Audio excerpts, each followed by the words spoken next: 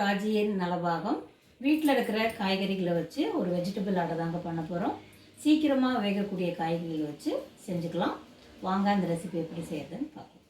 Vegetable அடைக்கு நான் 2 உருளைக்கிழங்கு, சின்ன அளவு கோஸ், இதிலே நான் பாதி தாங்க எடுத்துக்க போகிறேன். 2 வெங்காயம், 2 தக்காளி, கொத்தமல்லி. இதுக்கு நீங்கள் கேரட், பன்னீர் அந்த மாதிரியும் சேர்த்துக்கலாம்.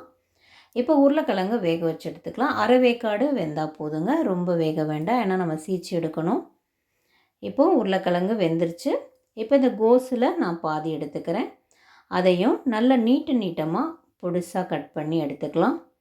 எல்லாமே நம்ம கட் பண்ணுறது எல்லாமே ஒரே அளவில் பொடிசாக இருக்கிற மாதிரி பார்த்துக்கோங்க. இப்போது கோஸை கட் பண்ணிட்டோம். இது ஒரு பக்கம் எடுத்து வச்சுக்கலாம்.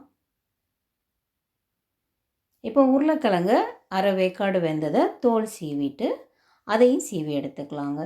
இப்போ இது சீவும்போது கொஞ்சம் உங்களுக்கு பாத்திரத்தில் ஒட்டுற மாதிரி இருந்தால் லேசாக எண்ணெய் தடவிட்டிங்கன்னா உங்களுக்கு ஈஸியாக தனித்தனியாக வந்துடும். இப்போ இந்த மாதிரி தனித்தனியாக உதுத்து விட்டுக்கோங்க. அது ஒரு பக்கம் இருக்கட்டும். இப்போ வெங்காயத்தையும் அதே மாதிரி கோஸும் உருளைக்கிழங்கு நம்ம நறுக்கின மாதிரியே நீளவாக்கிலே மெலிசாக கட் பண்ணி எடுத்துக்கலாம்.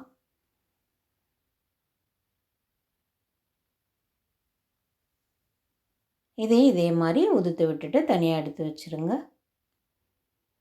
இப்போ தக்காளியும் அதே மாதிரி கட் பண்ணி எடுத்துக்கலாங்க.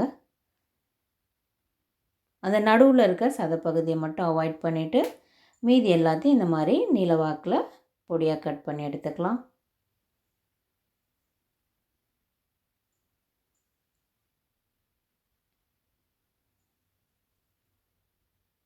இது ஒரு பக்கம் இருக்கட்டும்.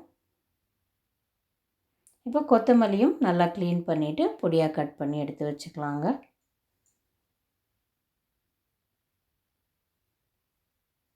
இப்போது கடலை மாவு, இப்போ நான் எடுத்திருக்க வெஜிடபிள்ஸ்க்கு 1.5 கப்பு கடலை மாவு எடுத்திருக்கேன். 1/2 கப் அரிசி மாவு. நீங்கள் எதில் மெஷர்மெண்ட் பண்ணுறீங்களோ அதில். உப்பு தேவைக்கு. நல்ல கெட்டி தயிர் 2 ஸ்பூன் நல்ல தயிர் எடுத்துக்கோங்க. இதில் உருளைக்கிழங்கு சீவினதை சேர்த்துக்கலாம். இப்போது கோஸு, இதுக்கு பதிலாக நீங்கள் கேரட், பன்னீர் அதையும் திருவி சேர்த்துக்கலாம். இப்போ வெங்காயம், தக்காளி அதையும் சேர்த்துக்கலாம். இப்போ இது எல்லாத்தையும் அதில் தண்ணி இருக்கிறதுனால ஃபஸ்ட்டு மாவோடு மிக்ஸ் பண்ணிடலாங்க முதல்ல. இப்போ மிக்ஸ் பண்ண பிறகு இப்போ 1/2 ஸ்பூன் மிளகாய்த்தூள், சமையல் சோடா ஒரு 1/4 டீஸ்பூன், தண்ணி கொஞ்சம் கொஞ்சமாக சேர்த்து நம்ம கிளறி விடலாங்க. ஏன்னா ஒரே இதை முதலே சேர்த்தோம்னா நீர்த்து போயிடும். ஸோ கொஞ்சம் கொஞ்சமாக தண்ணி சேர்த்து அது நம்ம கெட்டி பதத்துக்கு வர அளவுக்கு கொஞ்சம் கலந்து விடுங்க.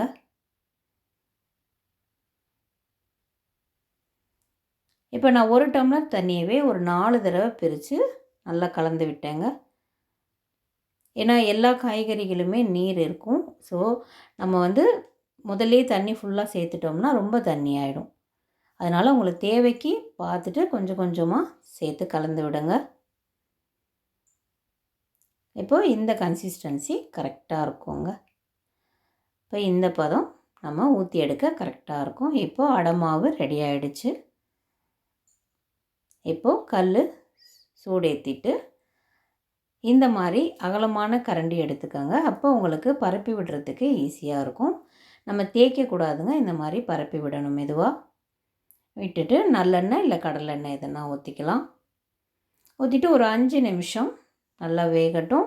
இதுக்கு மேலேயே கொத்தமல்லி தழை தூவிடுங்க.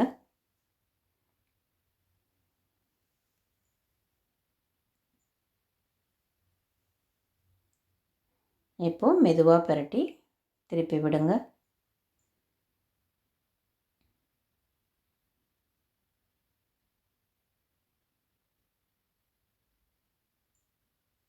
திருப்பியும் இந்த பக்கமும் எண்ணெய் லேசாக சேர்த்து 2 பக்கமும் நல்லா செவந்தவுடனே எடுத்துருங்க.